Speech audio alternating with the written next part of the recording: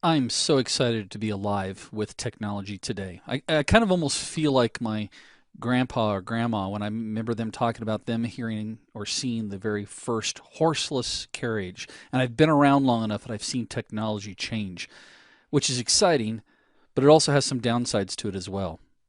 Hi, my name is Dale Meredith, and welcome to Ethical Hacking. This is such an exciting series, and you're going to see a bunch of different courses come out concerning ethical hacking, preparing you not only for the Certified Ethical Hacking exam, but also making you aware of what's out there. Now, because technology is everywhere and it's growing so rapidly, there is some truth about living in a technology-based world. And understanding those truths actually help you to fight off some of the attacks and cyber issues that may come at you. Now, what do I mean by understanding the truth about living in a technology world? Well, first of all, they are predicting that by 2017 that the global cybersecurity market is expected to go from $64 billion in 2011 to $120 billion. Well, why so much? Why such an increase? Well, the issue here is really that cybercrime is up. Cybercrime is a growing industry. The returns are really great for the hacker, and the risks are extremely low. It's estimated that an annual cost globally will be over 375 billion, and that's being very conservative. There are some estimates that go up to 575 billion. Now let's put that in perspective. If you took all the revenues from the top technology companies, Microsoft, Google, Amazon, eBay, Yahoo, Apple, and Netflix combined, you wouldn't get close to what cybercrime is doing. Let's look at this a different way. The cybercrime victims per year is over 566 million victims. Let's break that down.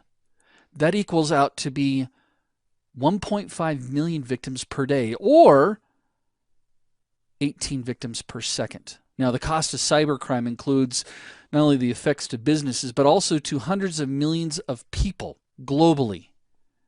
Over 657 million identities will be exposed, and a majority of those will end up being stolen. In fact, of that, 40 million were from the United States, 54 million from Turkey, 20 million from Korea. This isn't just a single country issue. This is a global issue. And the cost of cybercrime will continue to increase as businesses move more of their functions to an online presence and as more companies and customers around the world get connected. And again, this is not limited to just a single or just a couple industries. Some of the most heavily hit industries for data breaches, you can see, are healthcare and businesses, well beyond banking and government and education. And a lot of times people look at that and they go, well, I would think that banking would be a bigger hit. Well, not really. Think about the information I can gather from healthcare. Tons of identity information, social security numbers, income. Businesses is going to be your customer base. Businesses also include the loss of intellectual property. This is a big issue. We've got major countries that are stealing intellectual properties from other countries, and they'll continue to do that so long as the acquiring countries improve their ability to make use of this information and to manufacture competing goods. One of our biggest issues is how it's controlled.